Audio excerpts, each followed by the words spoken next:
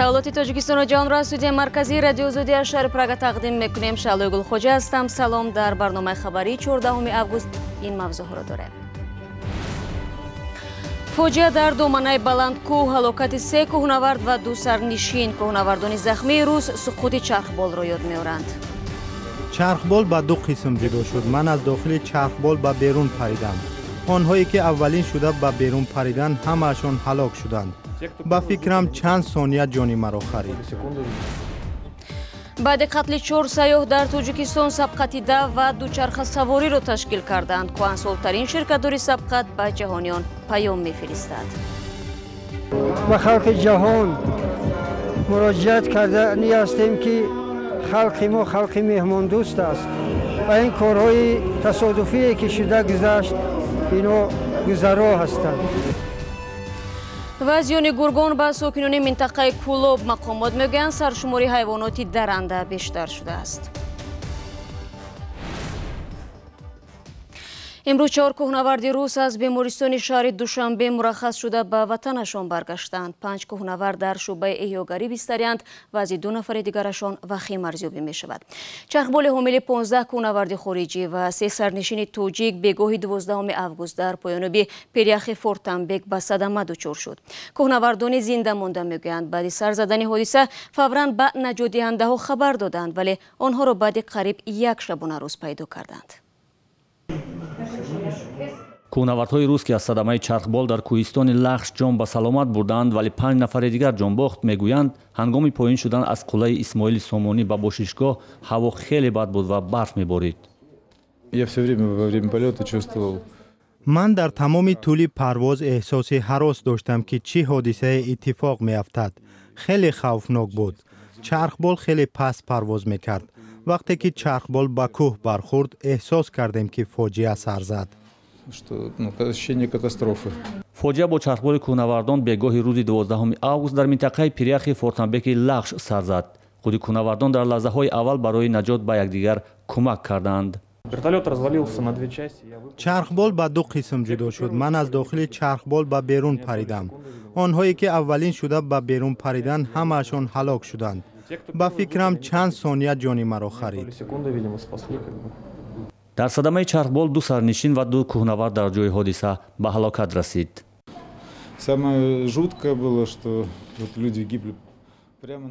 аз ҳама даҳшатовар он буд ки одамон дар пеши чашмони мо мурданд. онҳо зинда буданд ва баъдан як мурданд. мо наҷотдиҳандагонро дарҳол баъди фоҷиа даъват кардем. ин соатҳои 5-6 рӯзи 12 август буд ва соати 8 субҳи рӯзи 13 чархболҳо болои сари мо чарх зада моро ҷустуҷӯ мекарданд. 12 числа и 13-го в 8 утра уже летали вертолеты, кружили над нами и искали нас. кӯҳнавардон хайма зада шабро дар ҳавои сарди барфӣ дар рӯи пирях рӯз карданд. 12 нафар субҳи рӯзи дигар бо захмҳои мухталиф ба бемористони ноҳияи Лахш интиқол ёфтанд. ҳамаи онҳое ки ба бемористон интиқол ёфтанд, ҳамаашон зиндаанд, дер ё зуд шифо меёбанд.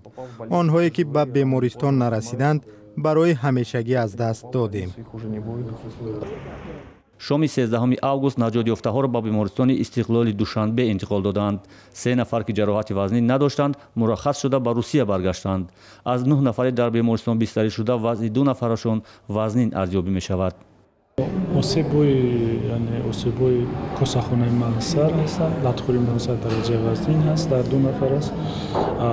назорат дар динамика беҳбудиё дида мешавад. ин баҳуш омаданд, якаш баҳуш омад, дигараш кам беҳтар ҳаст. дар миёни кӯҳнавардон 11 нафар шаҳрванди Русия, 1 нафар аз Беларус ва 1 шаҳрванди Испания ҳузур доранд. кӯҳнавардон аз 32 то 66 сола мебошанд. ин 15 нафар узви ҳайати 150 нафарие буданд ки барои фатҳи қуллаи Исмоили Сомонӣ ба Бадахшон рафтанд. имрӯз раиси ҷумҳурии Тоҷикистон фармонеро содир кард ки тибқи он аз 1 сентябр ҳаҷми маошу идрорпулӣ ва нафақа боло бурда мешавад. Эмомалии Раҳмон дар охири соли гузашта ваъдаи бозбинии маоши кормандони буҷавиро дода буд. дар фармон аз ҷумла омадааст маоши вазифавии кормандони ташкилоту муассисаҳои соҳаҳои маориф, علم، فرهنگ، حفظ اجتماعی، ساحه‌های واقعی اقتصادیات و کارمندان دیگر مؤسسه و تشکیلات‌هایی که از حساب بودجه دولتی مبلغ گذاری می‌شوند، اینچنین مؤسسه و تشکیلات‌هایی که مزد مهنتشان با مزد مهنت خدمتچیان دولتی برابر کرده شده‌اند به اندازه 15% زیاد کرده شود. فعلا маоши миёна дар Тоҷикистон 1169 сомонӣ ва ё $124 ташкил медиҳад ки дар байни кишварҳои шӯравии собиқ аз ҳама поин аст. бори охир маошу нафақаҳо 2 соли пеш боло бурда шуд. рӯ меорем ба мавзӯъҳои дигар. лираи туркӣ дар баробари доллари амрикоӣ ба сатҳи рекордӣ сарозер шуд. бадгаштани равобити Туркия бо Амрико ба уфти лира сурат бахшидааст. аммо аз вазъи ба амал омада дар бозори асъор ин шабу рӯз онҳое бурд карданд ки барои саёҳат ва ё тиҷорат ба Туркия рафтанд. Тоири Сафар мавзӯъро идома медиҳад. рӯзи душанбе 16 август саёҳони хориҷӣ ба дӯконҳову бозорҳои Истанбул юриш бурданд. барои аввалин бор $1 амрикоӣ ба 724 лира баробар шуд ва моли кишварро ба қадри қобили мулоҳиза арзон кард. дар фурӯшгоҳҳои кӯчаи Нисантасии Истанбул муштариён асосан саёҳон аз кишварҳои арабӣ саф кашида дар талоши табдили пул ва харидани моли арзон буданд. فاطمه علی همراه با 2 دخترش از کویت آمده است.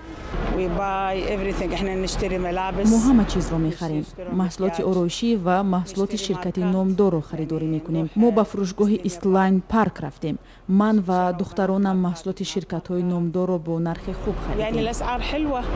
وايد حلوه زینه. مثل او صدها سیاح خارجی از ترکیه با بارخلطه‌های پر از مال ارزان به وطن باز می‌گردند. لیره ترکیه در دوام سال 2018 تخمینا 40% قربش را در مقابل دلار آمریکا از دست داد. به قول کارشناسان سبب چنین حال نظارت شدید پرزیدنت رجب طیب اردوغان روی اقتصاد و همچنین سردی روابط ترکیه با آمریکا است. تنها در روز جمعه گذشته لیره ترکیه 18% قربش را گم کرد و بازارهای اوراق گرانبها را تکان داد. اردوغان از هموطنانش خواسته است که با سیاحان خارجی مهربان باشند، زیرا آنها به ترکیه در این دوره حساس اسعار خارجی می‌آورند. همچنین رهبر ترکیه از هموطنانش خواست که دلارهایشان را بفروشند و لیره ترکیه بخرند. سیاح از عربستان سعودی رباح الجلال برای خریدن محصولات شرکت نامدار گوچی می‌شتابد. غمگینم که لیره بی‌قرب شده است. غمگینم که ترکیه در چنین حال است. ولی انشاءالله وضعیت بهتر خواهد شد. یک خادم فروشگاه لباس که از آشکار کردن نامش خودداری کرد اعتراف نمود که بی‌قرب شوی لیره باعث به طور بی‌سابقه افزایش یافتن توجه سیاحان به مال دکان‌های ترکیه شده است. شما برنامه خبری رادیو آزادی را تماشا دارید. روز گذشته در یکی از موضع‌های استراتژیکی تاجیکستان سبقت دو و دوچرخه سواری برگزار شد. تشبثکاران و شرکت کنندگان مسابقه گفتند آنها به خاطر گرامی داشت جهانگردانی کشته شده و تشویق طرز حیات سالم گردی هم آمدند. برای یوسفی میگوید در بین اشتراکداران خارجیان هم بودند. سبقت دو و دوچرخه‌رانی به خاطر گرامیداشت سیاحان دوچرخه‌سوار کشته شده در دنقره با لحظه خاموشی شرکت‌داران آغاز شد. Так давайте почтим их память минутой молчания, если можно.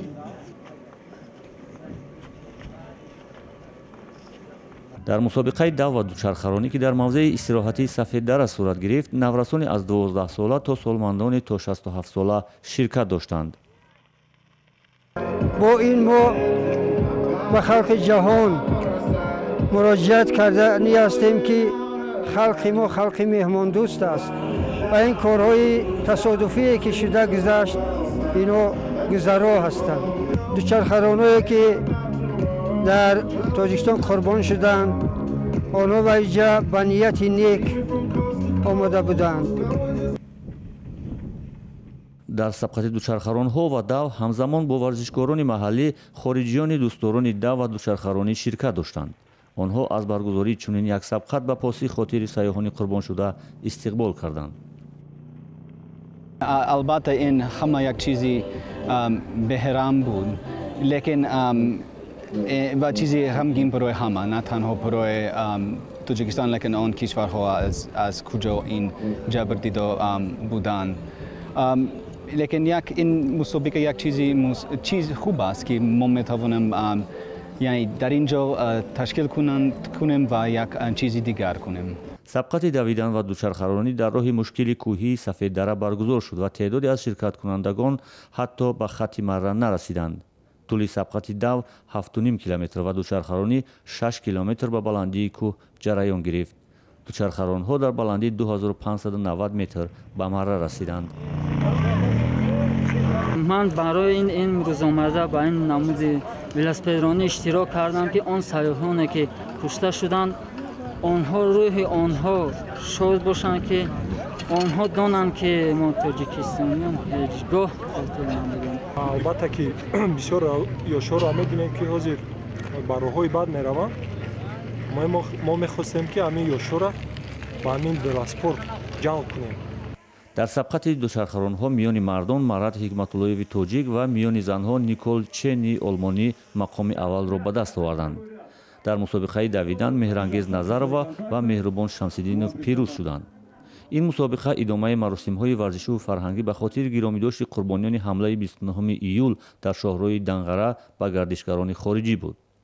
در حمله گروهی از جوانان افراطگرا 4 سیاح خارجی کشته شدند و 3 نفرشان آسیب دیدند. برنامه را ادامه میدیم. در جنوب تاجیکستان افزایش گرگ به ساکنان دردسر ایجاد کرده است. تاکنون چندین چروای خانگی آنها تومه گرگانی دیده شدند، ولی به خاطر کم نگشتن تعداد این حیوانات شکار آنها منع است. ضمناً گرگ از یگانه حیوان درنده نیست که مردم منطقه کلاب از افزایش آن نگرانند. امردین اولیموف در این باره گزارش میدهد.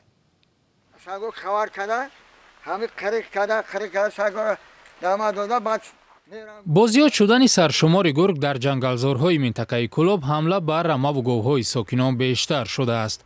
ساکنان میگویند با سرد آمدن هوا در زمستان و فرآمدن گرگ ها به همواری امکان دارد چارواهایشان طعمه این حیوانهای وحشی شوند. در اداره خواجگی جنگل منطقه کلوب گفتند سرشمار گرگ در یک سال گذشته حدود 300 سر زیاد شده است. سببش را هم در منع شدن شکار این حیوان ارزیابی میکنند. نسبت سال گذشته 265 سر زیاد شد. از شماره چند؟ سال گذشته ما در موافق معلوماتمون 165 تا بود. 2100. مسئولین این اداره میگویند حسابها تخمینی است و امکان دارد شمار جانوران از این هم بیشتر باشد. در برابر گرگ سرشمار دیگر نوع جانوران وحشی هم در این منطقه افزوده است. ببر برفی، خرس و خوک از شمار حیواناتی هستند که رو به افزایش دارند. 17696 تا حیوانات وحشی. خود است 17764 است. از همین 5280 سر خوک است، 81 سر نسبت سال گذشته است.